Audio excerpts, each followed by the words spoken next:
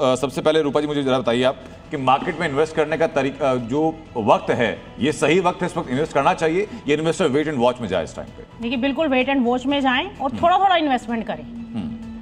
ठीक है, बैलेंस करते रहें जी। सर आशुतोष जी मुझे बताइए, लोगों के बीच में जो पैनिक है गैस को लेकर के, ऑयल को लेकर के, पैनिक की वजहें हैं या अगर सरकार सही तरीके से कम्युनिकेट कर दे तो लोगों के बीच में चीजें ठीक हो सकती हैं? देखिए मैं तो कहूँगा सरकार अगर कम्युनिकेट कर भी रही है लेकिन वो सही जब तक पहुंची नहीं किसी के दिमाग के अंदर, सबकॉन्शियस लेवल के अंदर, तब तक ये पैनिक आपका चलते रहेगा। क्योंकि पैनिक के अलावा जो पॉलिटिकल फियर है कि कल ट्रम्प साहब ने क्या बोला उससे फियर हो जा रहा है, कल पाकिस्तान ने क्या बोला उससे फियर हो जा रहा है, कल ईरान ने क्या बोला उससे फियर हो जा रहा है।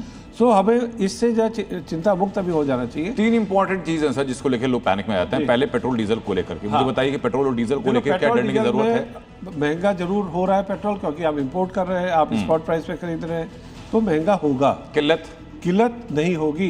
किल्लत नहीं। नंबर 2, पीएनजी, घर की पीएनजी आपको मिलती रहेगी, किल्लत नहीं होगी।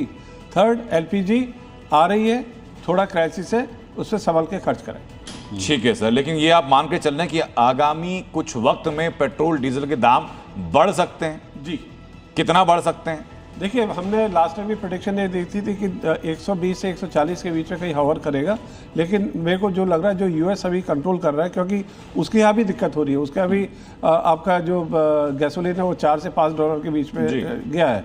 तो अगर वो अपने घर को कंट्रोल करेगा तो आपका घर अपने आप कंट्रोल हो जाएगा। लेकिन हमारी इंपोर्ट कॉस्ट ये बढ़ रही है। मैं एक डेटा आपको देना चाहता हूँ जो बहुत जरूरी है दर्शकों के लिए भी, कि अगर हमारा $10 हमारी इंपोर्ट प्राइस अगर बढ़ती है तो हमें इंपोर्ट बिल 1,80,000 करोड़ रुपया बढ़ता है। तो इससे आप समझ सकते हैं कि महंगाई कहाँ जाएगी और पेट्रोल प्राइस कहाँ जाएगी। ठीक बात है।